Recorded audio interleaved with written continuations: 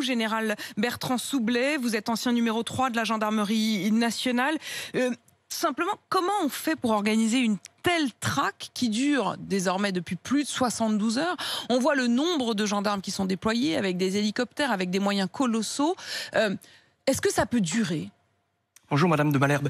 Oui, ça peut durer, bien entendu, mais les éléments dont on dispose actuellement ne sont pas suffisants pour dire combien de temps ça va durer.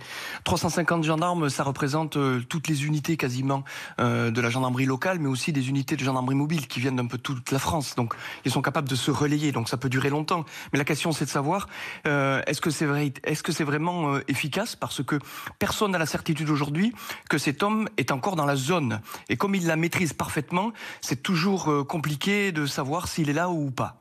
Comment on fait en effet pour quadriller une zone alors que c'est pas une zone fermée, c'est pas une zone qui soit entourée de grillages? Il a pu effectivement s'en aller. Il pourrait être évidemment à des kilomètres, voire même des dizaines ou des centaines de kilomètres de là. Ben oui, mais à partir de son point de départ, on regarde quelle est la capacité à se déplacer, et puis on détermine une zone, et puis on la boucle et on la quadrille, et puis on donne à chaque unité une partie de la zone, et puis chacun fait dans son coin ce qu'il a à faire. Mais vous savez, les Cévennes, c'est une zone absolument, c'est très compliqué à gérer parce que c'est une zone de collines, il y a des grottes, des anfractuosités, il y a des endroits qui sont très difficiles d'accès. Donc, et comme il connaît parfaitement le terrain, il a un grand avantage sur l'ensemble des gendarmes qui sont dans la zone, qui, eux, découvrent le terrain au fur et à mesure qu'ils annoncent. Général, comment vous expliquez qu'on n'ait pas détecté plus tôt? On entendait à l'instant Jean-Wilfried qui expliquait que c'est quelqu'un qui avait accumulé des armes, qui faisait du sport de tir, qui depuis quelques jours venait au travail avec un gilet pare-balles, que ça n'ait pas attisé au moins la curiosité, voire même l'inquiétude. Oh, ben je pense que ça a attisé l'inquiétude de ceux qui étaient, ou au moins, j'allais dire, oui, la curiosité de ceux qui l'entourent. Mais en réalité, des personnes de cette nature, il y en a quand même quelques-unes dans la nature. Et quand je dis quelques-unes, elles sont quand même très nombreuses. Et c'est difficile pour les uns et les autres de se mobiliser autour de ces comportements anormaux. Parce qu'effectivement, c'est un comportement anormal. Mais c'est toujours pareil. Qu'est-ce qu'un comportement anormal? Le fait de venir avec un gilet pare-balles est-il plus anormal que de venir déguisé en clown au travail? Je ne le sais pas. Et hélas, les forces de police et de gendarmerie n'ont pas les moyens aujourd'hui d'aller vérifier ce qui se passe dans le comportement des uns et des autres, quoi. Général, je profite du fait de vous avoir ce matin. Général Bertrand Soubelet, vous êtes ancien directeur des opérations de la gendarmerie nationale. Vous avez vécu, je dirais, la réalité du terrain de la France pendant des années du point de vue du gendarme. Quand vous voyez aujourd'hui ces tribunes d'anciens ou d'actuels militaires qui parlent d'une guerre civile qui couve, quand vous voyez en effet ce climat où on a l'impression depuis que la crise du Covid commence à se terminer que de questions d'insécurité, quel regard vous portez là-dessus? Est-ce que en effet il y a un climat aujourd'hui de division en France? Oh ben je crois que le climat de division existe depuis un certain nombre d'années. Il a été probablement attisé par la crise sanitaire que nous vivons actuellement. Et il est évident que les Français supportent de moins en moins ces fractures et ces divisions. Après, vous savez, tout le monde a le droit de s'exprimer, y compris les militaires qui sont à la retraite. Vous savez, moi-même, je me suis exprimé devant l'Assemblée nationale il y a quand même un certain nombre d'années et je ne disais rien d'autre et rien de différent que ce que nous voyons aujourd'hui dans les tribunes. Donc, vous partagez le constat? Ah ben oui, je partage le constat, bien entendu. D'ailleurs, 90% des Français partagent ce constat.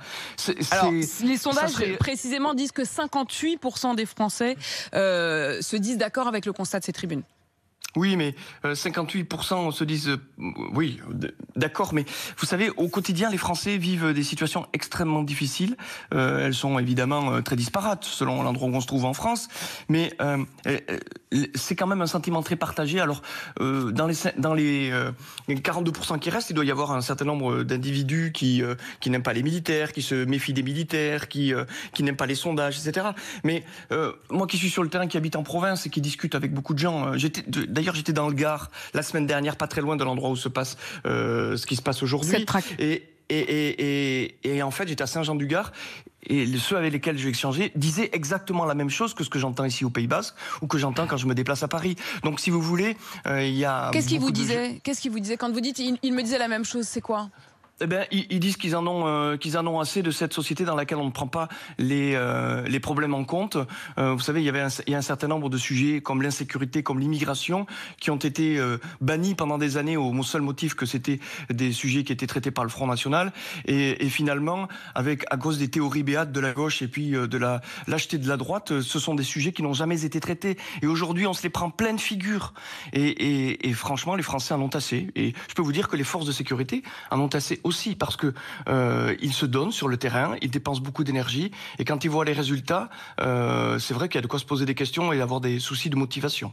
Général, j'en déduis que vous avez plus vraiment de devoir de réserve, parce que au minimum votre franchise par rapport à ce que vous ressentez, vous sentez complètement libéré de tout ce poids de la hiérarchie.